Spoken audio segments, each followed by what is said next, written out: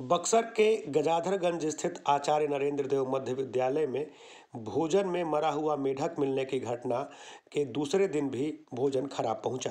दरअसल एनजीओ ने जो भोजन पहुंचाया था उसमें मेन्यू के हिसाब से चोखा पहुंचा था, लेकिन चोखा खराब था। इस बात की शिकायत वहां के शिक्षकों तथा प्राचार्य ने जिला शिक्षा पदाधिकारी से की। वहीं इस मामले में मध्याह्न भोजन के डीपीओ नाजिश अली से बात करने पर उन्होंने कहा कि भोजन खराब था, यह बात सुनने में आई है, लेकिन इस बात का कोई लिखित प्रतिवेदन अभी तक नहीं मिला है। लिखित प्रतिवेदन मिलने के आलोक में आगे की कार्रवाई की जाएगी। भोजन में मेढक मिलने की घटना पर भी उन्होंने मामले की जांच करने की बात कही और कहा कि जो भी दोषी होगा उसे बख्शा नहीं जाएगा। हालांकि उन्होंने स्पष्ट तौर पर यह नहीं कहा कि इस मामले में एनजीओ दोषी है।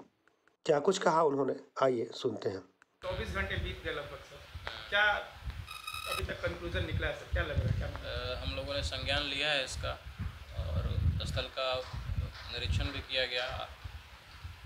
विद्यालय के प्रधानाध्यापक थे, हमारे ऑफिसर्स भी वहाँ गए थे, जाके उन्होंने देखा है विद्यालय को और जो भी चीज़ें सामने अभी तो मतलब संदेहास्पद है कि इसमें क्या है, वो जांच का विषय है। तो जैसे ही कुछ चीज़ें अगर बाहर आती हैं, जिसकी भी लापरवाही होगी हम लोग उस पर कार्रवाई करेंगे। सर, आज भी जो खाना सप्लाई किया गया उसमें जो चोखा सप्लाई किया है उसमें काफ़ी गंद निकल रहा है, उसकी भी जांच हम लोग कर लेते हैं।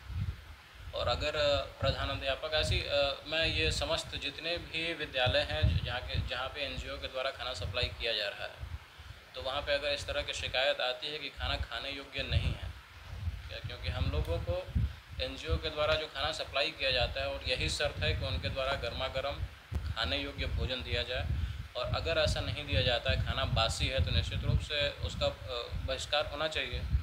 तो अगर प्रधानाध्यापक कहते हैं कि खाना बासी है या खाना खाने योग्य नहीं है, वो लिखित रूप से प्रतिवेदन हमको दें, उसकी जांच हम अब यहाँ से ऑफिसर्स भेजेंगे, हमारे जो कर्मी हैं उनको भेजेंगे, जाके खाना देखेंगे कि खाना वास्तव में बासी है कि खाने योग्य नहीं है। बच्चों से पूछताछ की जाएगी, उसके बाद जो भी निर्णय होगा हम लोग लेंगे। सर, मैनुअल देखा जाए तो कल आप गए भी थे, जो मैनुअल के हिसाब से खाना देना था, कल अंडा भी देना था या उसके बदले में मौसमी फल भी देना था। जी जी, कई ऐसे चिट्ठी भी हैं जिसमें ये दिखाया गया है कि बार बार पत्र लिखा गया है कि मेन्यू के हिसाब से खाना सप्लाई नहीं हो रही है, तो क्या करेंगे इस पर आप?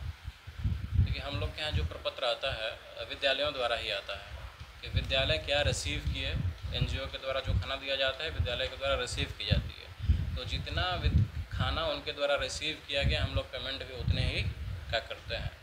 यदि आप कह रहे हैं कि मान लीजिए कि फ्राइडे को उसको फ्रूट्स देना है, अगर वो फ्रूट्स नहीं देता है और हमारे प्रधानाध्यापक जो है हमारे यहाँ कंप्लेन करते हैं कि हमको फ्रूट्स नहीं मिला, तो पहली चीज़ तो ये है कि उनको फ्रूट्स का पैसा नहीं मिलेगा। दूसरी चीज़ ये है, अगर फ्रूट्स वो नहीं दे रहा है तो क्यों नहीं दिया, उसे हम कारण परीक्षा करेंगे। अगर नहीं दिया है तो उसको हम चेतावनी के साथ ये बोलेंगे, आइंदा से ऐसा नहीं होना चाहिए कि बच्चे महरूम मोहताज न रह जाएं उस फ्रूट से। ठीक है, पैसा तो उसको नहीं मिलने वाला है उसका, लेकिन बच्चों का ये है कि बच्चों को फ्राइडे को हमको देना है फ्रूट्स, तो बच्चों को फ्रूट्स मिले ये हम लोग इंश्योर करेंगे। और जहाँ भी ऐसी बातें आती है, अगर हमारे संज्ञान में आएगा तो हम लोग एनजीओ से कारण परीक्षा करेंगे, उसको स्पष्टीकरण करेंगे, और न हो आगे चल के अगर वो फिर वही काम करता है तो उस पर हम लोग कार्रवाई करेंगे। सर, एक अंतिम सवाल है, 4-4:30 बजे के करीब में सोशल मीडिया पर वीडियो आपका वायरल हो रहा है, तो उस पर हम लोग कार्रवाई करेंगे। सर, एक अंतिम सवाल है, 4-4:30 बजे के करीब में सोशल मीडिया पर वीडियो आपका वायरल हो रहा है, जिसमें आप वहाँ के प्रधानाध्यापक को धमका रहे हैं कि तुम्हारे स्तर से ही लापरवाही हुई है, क्या करेंगे आप? ये वो सरासर फेक न्यूज़ है। जहाँ भी वीडियो आ रहा है वो वीडियो हमको भी दिया जाए, हम भी देखें जरा कि मैंने किस प्रधानाध्यापक को धमकाया है। ठीक है, प्रधानाध्यापक से पूछा गया, प्रधानाध्यापक के द्वारा भी वहाँ के जो स्कूल एडमिनिस्ट्रेशन है उसके द्वारा भी कुछ लापरवाही की गई है, उसको इग्नोर नहीं किया जा सकता है। तो उनको भी मैंने चेताया है कि आइंदा से ये सब नहीं होना चाहिए। दूसरी चीज़ ये था कि उनका चखना पंजी का संधारण सही से नहीं था। तो ये स्कूल्स में ये है कि अगर एनजीओ खाना पहुंचाता है एनजीओ, तो स्कूल का जो प्रिंसिपल है या वरीय शिक्षक हैं, उनकी रसोइया वो खाना को चखेंगे और एक चखना पंजी होता है, उसमें उसका संधारण करेंगे कि हाँ मैंने खाना चखा और खाना की गुणवत्ता कैसी है। इसका संधारण उनके द्वारा नहीं किया गया था।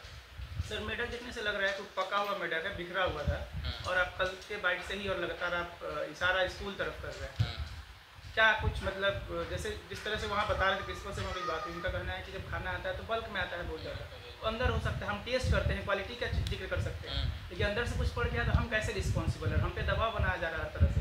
तो क्या एनजीओ को बचाने की कोशिश की जा रही है कैसे? कौन उन पे दबाव बना रहा है? आपका नाम है सर? मेरा नाम आया। जब वहाँ पे मेंढक पाया गया वहाँ पे मैं था नहीं। प्रधानाध्यापक से मुझे ये सूचना मिली कि सर मेंढक पाया गया है।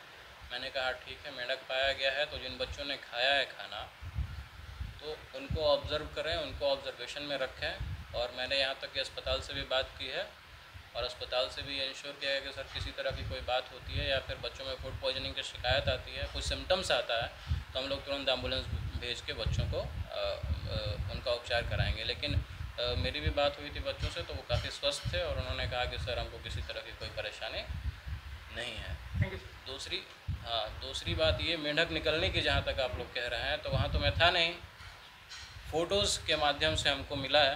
तो अब ये जांच का विषय है। अब हम कोई ज्ञानी आदमी तो नहीं है कि हम बता दें कि एनजीओ के द्वारा ही खाना पहुँचाया गया या फिर कोई सुनियोजित साजिश। अभी आप ध्यान दे रहे थे कि कलछुल में आ गया होगा, ऐसे हो गया होगा, बर्तन खाली होगा, आप एक तरफा इशारा कर रहे हैं, इसलिए पूछा जा रहा है। एज अ सेंसिबल सिटीजन, आप सोचने समझने की शक्ति है इंसान को, आदमी सोच सकता है कि क्या हुआ होगा। मैं ये नहीं प्रमाणित उसको नहीं कह रहा हूँ कि नहीं यही सत्य है, आप भी सोच सकते हैं, आप भी दिमाग लगा सकते हैं कि नहीं क्या हो सकता है, क्या हुआ होगा। बहरहाल भोजन में गंदगी और भोजन में कीड़े मकोड़े मिलने की घटना जब सामने आ रही है, ऐसे में शिक्षक या बच्चे कोई भी भोजन चखे तो निश्चित रूप से वह बीमार हो सकता है। बहरहाल प्रशासन की ओर से इस मामले में आगे क्या किया जा रहा है, यह बात पूरी तरह से स्पष्ट नहीं हो पा रही है। अधिकारी भी केवल जांच करने की बात कह रहे हैं। ऐसे में अब यह एक बड़ा सवाल है कि आगामी दिनों में यदि इसी तरह की घटना की पुनरावृत्ति होती है तो उसका जिम्मेदार कौन होगा। बड़ा सवाल यह भी है कि इस तरह की घटना सामने आने के बाद जिले के वरीय अधिकारी अभी तक मौन क्यों साधे हुए हैं।